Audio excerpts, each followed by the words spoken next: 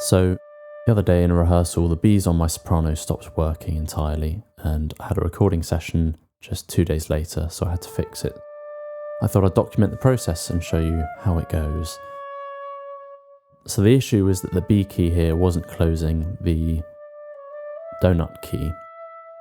And you can also see that the bis pad and the A pad are being held open slightly, and that's due to that regulation arm in the middle of those 4 pads there. So the first thing to do is just to realign that regulation arm. I know that this thickness of regulation works on this instrument, and it does. When everything's properly aligned, it regulates the left hand properly. So here I am just realigning the regulation arm. I don't know if it took a knock or when I've been playing, somehow I've sort of like wedged it with something. So I'm just realigning that now to get the bis pad and the A pad closer to ceiling. And you can see now it's nearly there, but not quite. The bis is still being held open a little bit. So what I'm going to do is use a final touch of sandpaper just to sand down the thickness of the felt between the bis pad and the donut key. And here you can see it's pretty close. It's still not quite perfect, but the instrument's due a repad soon anyway. So next up we need to deal with the big issue, which is that B pad. Just disassembling some more key work so we can get to the culprit,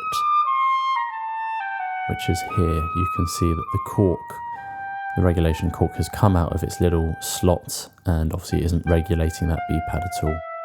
So I've cleaned the join, removed the old cork. I'm just using a bit of contact cement here, preparing the surfaces for gluing together. Big issue with contact cement is that some people find is it slides around on first application. So the issue with that is probably too much contact cement and not enough curing time. So what I do is I apply a liberal amount of glue, but wipe off excess afterwards. After curing for a few minutes, the parts are now ready to glue together. So I just press the two together and they're good to go. Now I'm shaping the cork with a razor blade. In this area of the instrument, it's so well hidden actually that it doesn't really matter if it looks pretty as long as it functions, but I do like to make it look relatively nice.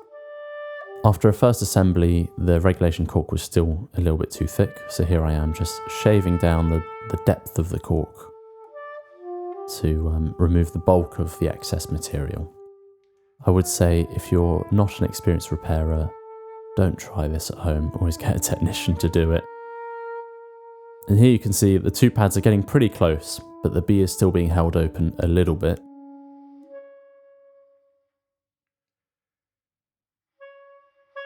We're getting close, so I don't want to take off too much material, so with a very thin bit of sandpaper, I'm just going to sand off a bit of the excess cork, gently pressing the B key to create some sort of friction between the sandpaper and the cork below.